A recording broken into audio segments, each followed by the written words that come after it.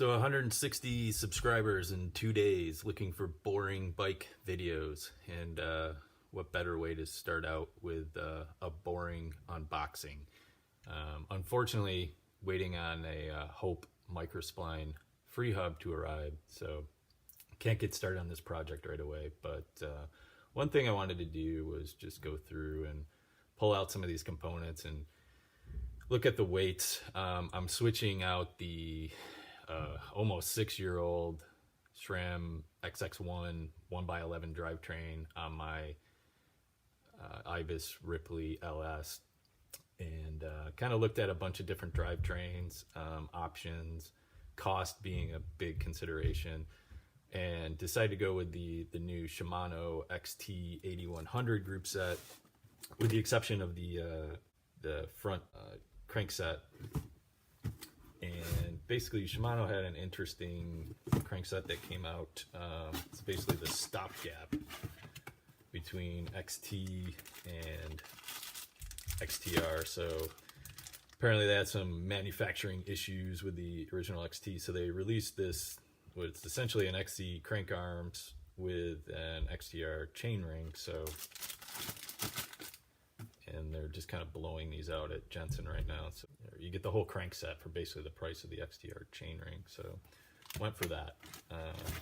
In any case, just unbox some of these things, take some of the weights, and then once I get the free hub in, we'll go step by step on how to pull off the old drivetrain and install the new one. So ordered all this stuff through Jensen right before Christmas. They had some 20% off sale going on, so got these for a really good deal. I find that Jensen typically has the best prices for Shimano components anyway. So why don't we start with the MT 900 crankset. Pull this out. Comes with a little tool for tightening and removing the chainring. So this chain crankset, basically these just look like the normal new XT 8100 crank arms, and then we've got XTR chainring on these. They don't, however, come with any kind of protection for this paint here, which drives me crazy. So found these guys online, Bike Armor. They make kind of a I think it's a 10 or 12 mil crank arm protection. So 4 of these for like $10 or $11, so not a bad deal. So I'll throw those on there just to keep the paint from wearing off from heel rub.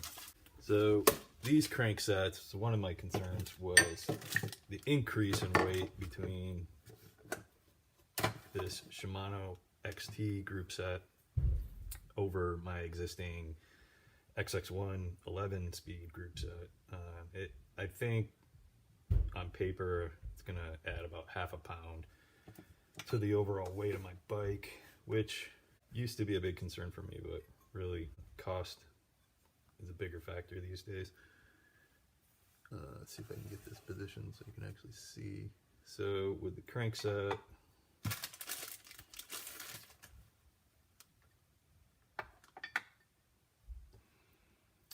so right about, well, 592.5 grams on my scale, so it's about 70 grams higher than the old XX1 carbon crankset.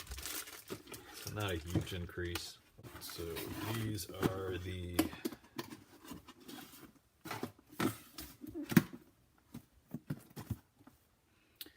FC MT 900-1 crankset, which Shimano's not manufacturing anymore. These were basically just a stopgap until they could mass produce the XTR cranksets.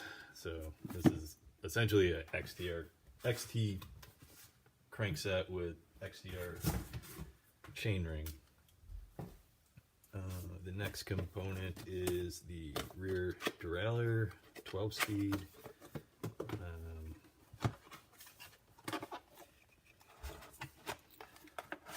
Packaged in this little shrink wrap. So the new XT derailleur, 12-speed capacity. This is the longer cage model, the SGS cage. It's 1x12, capable of the 51 tooth max cassette. I went with the 51 tooth because it's not that much heavier than the 45, and I just wanted to try out the new 12-speed stuff, see how it works in comparison to the old 11-speed stuff that I'm using. I didn't see a lot of reason to go with the XTR over the XT.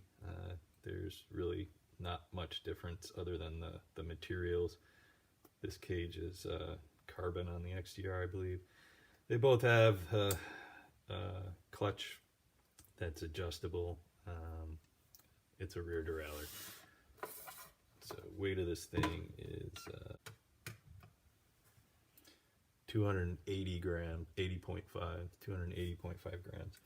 So it's a little bit heavier than my current XX1 rear derailleur. Went with the XTR bottom bracket. It's a threaded bottom bracket. Really not a whole lot to say about that. Went with the XTR over the XT, just it's a little bit better bearings. But either one worked fine in my experience in the past. XT chain, this is the 12-speed specific chain. Comes with a quick link, 126 links. Obviously I gotta shorten that down for my bike, but I'll just throw the whole thing in here. It's about 303 grams before it's shortened. What else we get? Shifter. This is the IR shifter, so this is iSpec, whatever their new iSpec is. Shimano continues to change that with every iteration, which is a bit annoying. I haven't changed my brakes.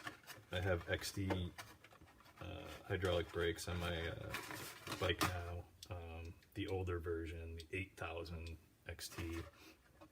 I didn't see a real compelling reason to switch those out.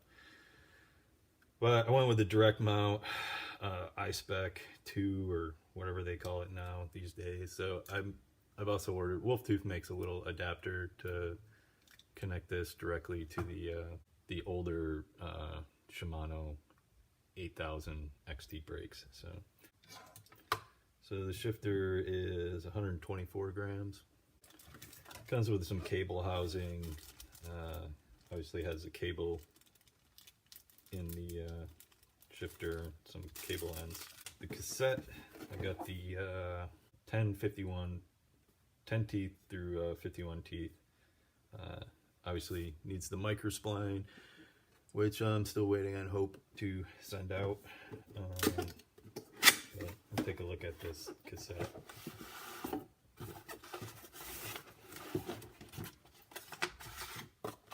Which is enormous in comparison to what I'm used to on the 11 speed.